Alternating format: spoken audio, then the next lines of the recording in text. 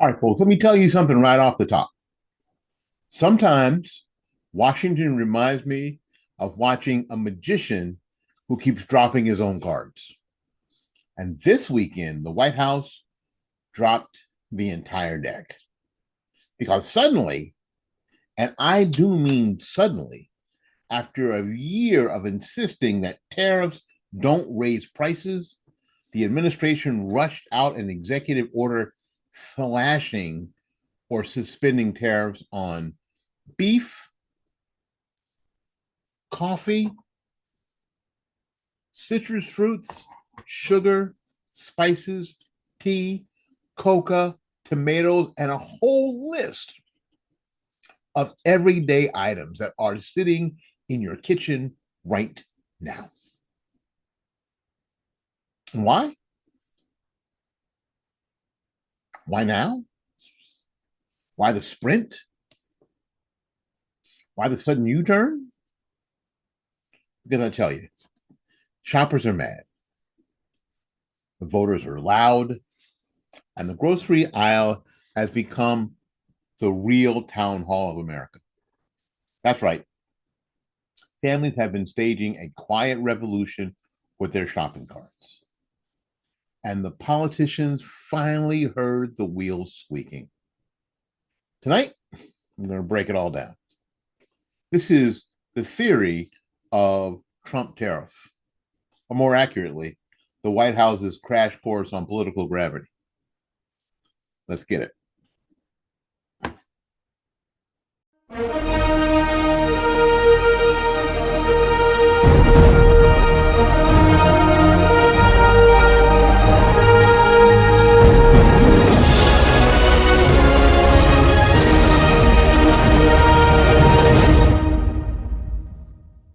All right, welcome to the Morning Report. My name is Willie Lawson, and tonight we're diving deep into America's favorite battlefield, price of food. Because when Washington plays games with policy, it's not pundits who pay, it's not the lobbyists who pay, it's not think tanks that pay, it's you, it's me, at the cash register. So we're going to start first off with what actually happened. Now you're going to hear a bunch of stuff, but this is what actually happened. The administration dropped a surprise executive order eliminating or reducing tariffs on core food imports: beef, coffee, fruit, sugar, tomatoes. All of the things politicians pretend to understand when they visit the grocery store with a camera trailing behind them. Now, listen, dropping tariffs is not bad. What's bad is why they did it and how long people bleed before doing it. Okay, for a year, Americans screamed about food prices. Everybody screamed about food prices. This administration came into office because of food prices. Eggs, right? Inflation cooled everywhere except the thing that people buy every week. Inflation did settle down everywhere. Gas prices are starting to settle in a lot of places. But food was still expensive. Why was food still so expensive? So Washington does what Washington does best: deny, deflect, distract, right? And they kept saying food prices are not going up because of tariffs. And consumers aren't really feeling it, right? This is good for the American workers. Well, yeah. Tell that to the mom buying beef that suddenly costs more than a car payment, right? Tell that to the senior who skipped the coffee aisle because the total was just too high. Have you been to a coffee aisle? That's why I get 7 weeks coffee, and we'll talk about that in a little bit too. Tell that to the families who stopped buying oranges and blueberries and pineapples because fruit became a luxury item. Fruit. This weekend's reversal wasn't economics. It wasn't strategy. It wasn't negotiation. It was political panic wearing an economist's tie. Okay, now the theory of Trump tariff goes something like this. If foreign producers want access to American consumers, they need to pay on fair terms, and tariffs correct the imbalance. All right, good theory, sort of solid conservative idea, kind of. Nobody's arguing with the foundations because the tariffs that other countries charge for our manufacturers and farmers to get into their markets are extremely expensive. But here's the thing the White House never liked to say out loud: tariffs are taxes, and taxes get paid by, well, somebody, usually the person with the shopping cart. Now, could tariffs be strategic? Well, of course, yes. Could tariffs be used to pressure abusive trade partners? Absolutely. But when your own people can't buy fruit, can't afford beef, and start drinking cheaper coffee with names no one can pronounce, that strategy might need a little fine tuning. Because when policy hurts Americans first and countries second, then you've got the theory backwards. Now, whether you love Trump, like Trump, tolerate Trump, or just enjoy the entertainment value, you know the man is responsive to the public mood.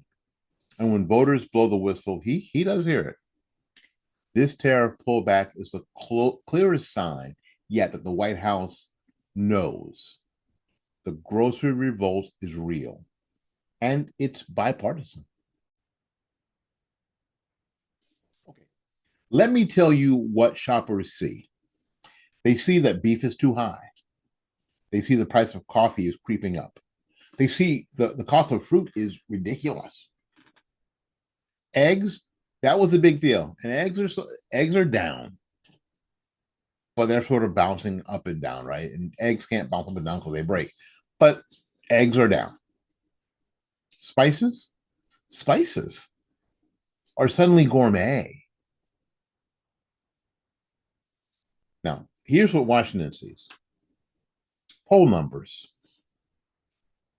They see focus groups. They also see suburban dissatisfaction. They see rising Hispanic frustration. They hear that young voters are complaining. Rural voters, farmers and the like, feel betrayed. And working class black voters are starting to drift a little. In other words, the real inflation index isn't coming from the Bureau of Labor Statistics. It's coming from our weekly grocery receipt. People don't need charts. They don't need charts. They don't need spreadsheets. They have eyes. So Washington, in its classic style, didn't solve the problem when people complained. They solved the problem when voters punished them. Okay, see, the timing here is everything. Right after disappointing GOP results in several states, boom, tariff reversal. That's not policy. That's triage. That's patching a bullet hole with a band-aid and hoping nobody notices the bleeding. This move is not the product of a year-long economic philosophy. It's a product of a weekend political meeting where somebody said, voters think food is too expensive. Let's adjust something fast. And then one staffer probably whispered, we did increase tariffs on a lot of this stuff. And then someone else probably responded, well, then, undo it quietly. This one's important. By removing these tariffs, the White House admitted that tariffs were raising prices. They will not say it out loud, but actions speak louder than press briefings. If tariff didn't raise prices, then why reverse them? If tariffs didn't hurt shoppers, then why the emergency order? right? If tariffs were good for consumers, then why change course right after Americans voted? You can't hide the truth forever, especially when voters live with it every freaking week. All right, folks, there are winners and losers. There are there's hardly any scenario where something is win-win. We hear that all the time, and most of the time it's not true. There are people who win and people who lose. Here are the winners. Consumers, finally. Coffee drinkers. Everybody say amen. Amen. Fruit buyers. Now, you guys may not believe this, but my lunch that is fixed by my dear wife every day when I go to work has fruit in it. Every day, because I'm a big apple guy. Being a Floridian, that's saying something. I'm a big apple guy. Apples. I have some sliced up apples in my lunch every day. So I mean, I look like it. I'm a big fruit eater. Who else wins? Families on budgets. And right now, man, I'll tell you, everybody, unless you're getting $3,000 a month on your EBT card, everybody, I mean everybody is on a budget. Who else wins? Restaurants. Last week, two weeks ago, sometimes on Sundays we get some chicken from Popeyes, right, on the way home, because that way the wife doesn't have to cook on Sunday and that kind of stuff, and it's just easier to. It was just easy. It's just easier, and we like Popeyes chicken. You like Popeyes chicken? We like Popeyes chicken too. They reopened the churches. We haven't tried that. Maybe we should try churches on Sunday. Maybe that'll happen, but we like Popeyes. And Popeyes has a 16-piece combo meal that costs almost $50. 16 pieces of chicken, some dirty rice, some mashed potatoes, a couple of drinks is $48.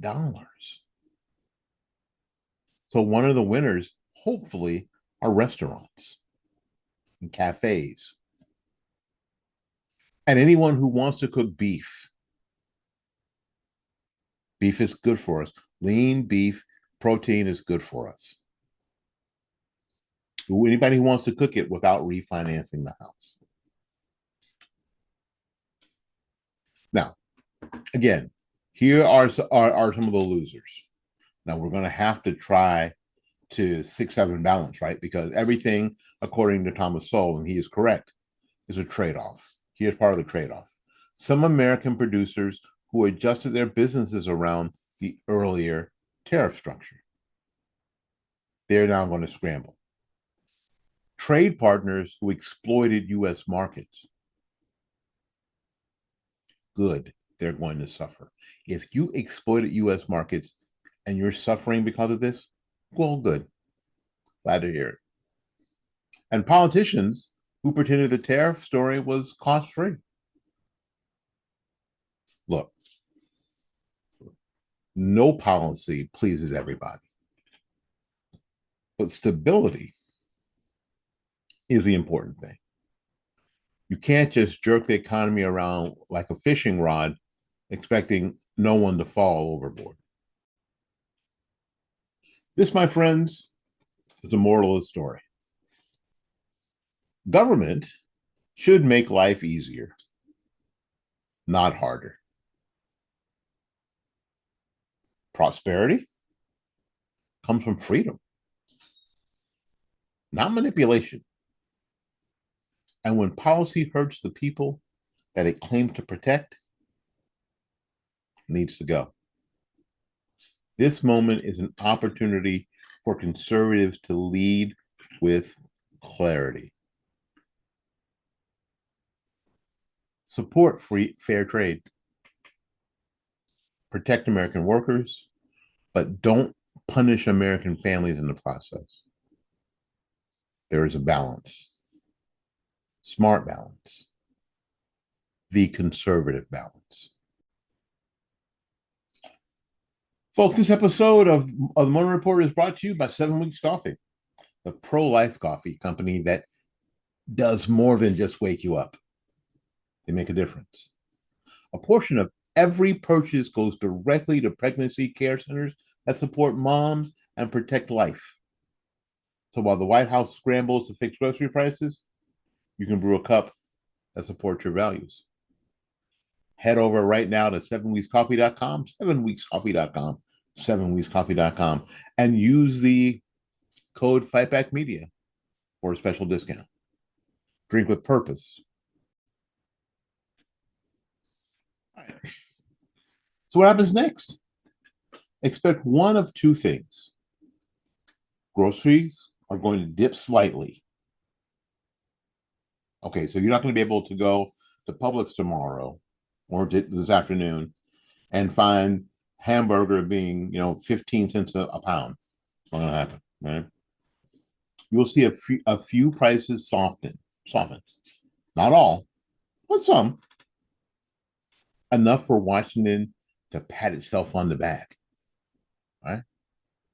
Now, number two, because Americans aren't falling for the quick fix, or you shouldn't fall for the quick fix, the frustration is too large, too loud, and too deep.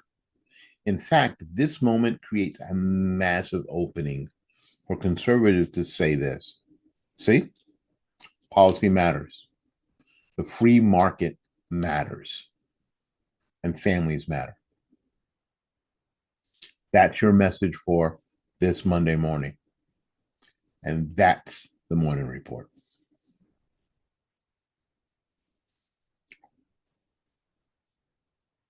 All right. The theory of Trump's tariff is simple. Good ideas don't survive bad execution. And even good leaders need a reminder that the people are the real bosses. The grocery aisle just gave Washington a pop quiz. And this weekend, Washington quietly corrected its wrong answers. You want to fix the economy? Start by fixing the policies that broke the kitchen table. This is the Morning Report. My name is Willie Lawson. Until we see you again, go out there and learn something, love somebody, and for goodness sakes, take care of yourself. We will see you when we see you. Bye-bye now.